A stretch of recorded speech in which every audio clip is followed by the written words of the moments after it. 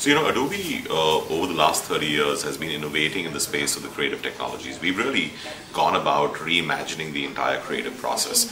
Now, if you think about how creative professionals were working, there were two main challenges that we were seeing in terms of how we were serving our customers. The first was just the rapid pace of technology, right?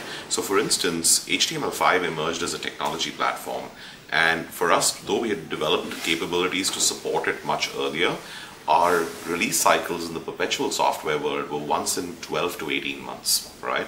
So we would wait for 18 months or 12 months to provide users with the capability that they needed today that just wasn't cutting to the chase, right? So that was the first problem that we saw, that the way we delivered software was just not good enough to the rapid pace of change that we saw in technology. The second thing that we also noticed was just in terms of the sheer business model. In the perpetual software model, it was all about being capex intensive for a large enterprise, right? Or for an individual consumer. You paid a lot of money up front and then you own this license for whenever. We found that within large organizations, IT budgets are flat or declining. In fact, they're declining. Even in India, they're declining, right? So what happens with that is your CIOs now have less money just to keep the lights on. And there is a preference that people have to move to an operational expenses model where you could pay on a utility model. The third major framework in terms of this was affordability, right? When you thought about how expensive an upfront license was versus making it really affordable, it made a lot of sense to make these changes. But I think our primary motive was to ensure that we can provide the right tools and the right technology out there. The other last part that I would say, which is overarching, is that the entire creative process needed to be reimagined in the ways people were using tablets, in the ways they were wanting to use mobile devices for consumption, which was earlier not the case. It was earlier being just used for consuming data. It wasn't a part of the creative process. So as the creative landscape changed in terms of emerging technologies, our ability to serve those technologies, the best way to do that was via a subscription offering, right?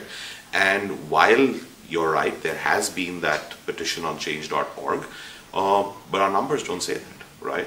When you look at the growth of the business from across the two models, in the last 10 to 12 months of launching Creative Cloud, we've added 2.3 million net new subscriptions into the model.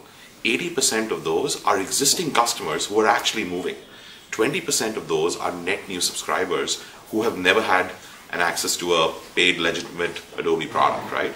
So the kind of growth that we're seeing, last quarter we just added 464,000 new subscribers. So while yes, there is a certain fraction of the market that wants us to go back, but the world is changing. The world is moving to an app. The world is moving to utility computing. It's all about breaking it down and making it affordable, right? And for India, it works beautifully.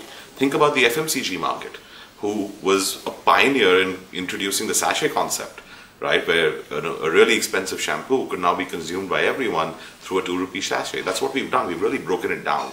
So wherever we're seeing this, the feedback from enterprises in India is awesome. Small businesses love it and consumers love it because the price points have become so much more affordable. Plus, they get the latest and greatest technology from us every single day because we're making updates into the cloud, which is a living organism, day by day, week after week, month after month, right? So whether you look at it from a customer perspective or you look at it from a business perspective, it's a win-win for both sides to get the latest and greatest technology at the most affordable price and us having a growth in consumer volumes, and that's what the numbers are, a large percentage of the numbers actually reflecting.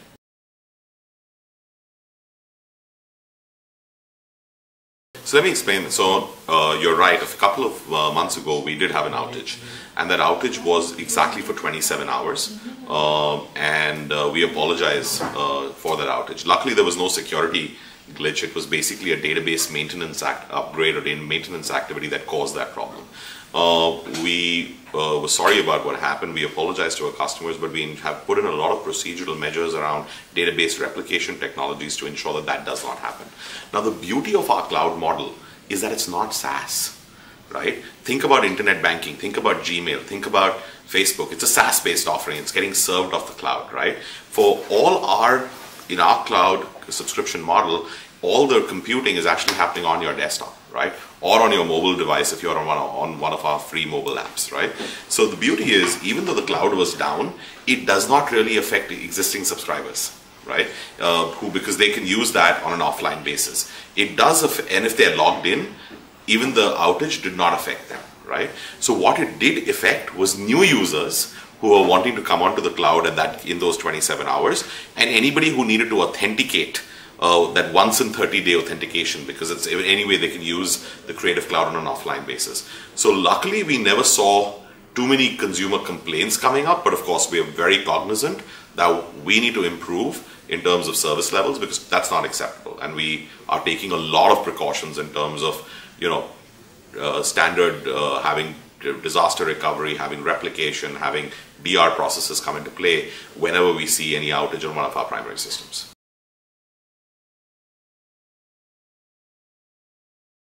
Photoshop, Mix, and Lightroom for mobile go to the App Store, just pull it down, download it, free of cost. You do not need to be a Creative Cloud subscriber, right? You can use it as a consumer. As we said, it's designed for high-end creative professional work, but it can be used by anyone who doesn't need to have knowledge of Photoshop or Lightroom to really get the benefits of it. In our opinion, the real unleashing of the power is when you combine the two together, because you start ideating on your mobile device and then you start doing some of the heavy lifting work on the Creative Cloud platform, which is on your CC desktop apps, right? But no, you don't need to be a Creative Cloud subscriber to use those free apps.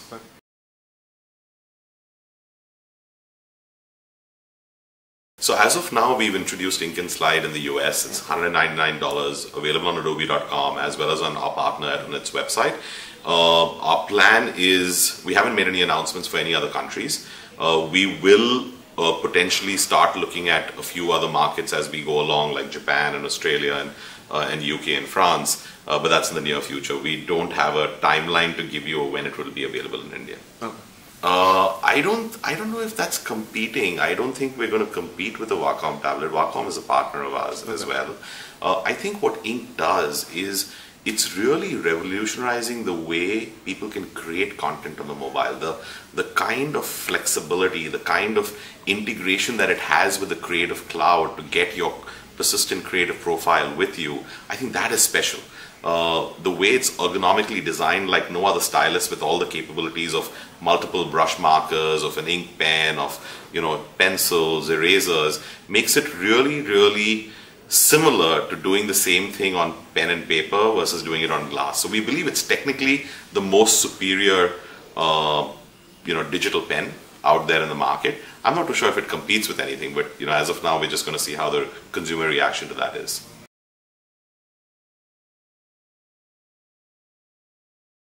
So the Creative Cloud is basically a combination of, today is basically an announcement where we announced our single biggest innovation in the last couple of years, ever since Creative Suite 6. It's one of the biggest days. So we've got 14 new apps in Creative Cloud, we've got the mobile apps out there, we've got the hardware, we've got the Creative SDK, which we've introduced, unleashing 30 years of innovation, and the Creative Persistent Profile. Now the Creative Cloud has Behance as a part of it. We acquired Behance, we bought over the company, right? So the whole thing around social integration and the creative persistent asset is that you can actually share your work on Behance and others can get inspired by it. So exactly what you're saying, today is a capability that is available. All right. Perfect. Thanks, yeah. Thank you. Thank you.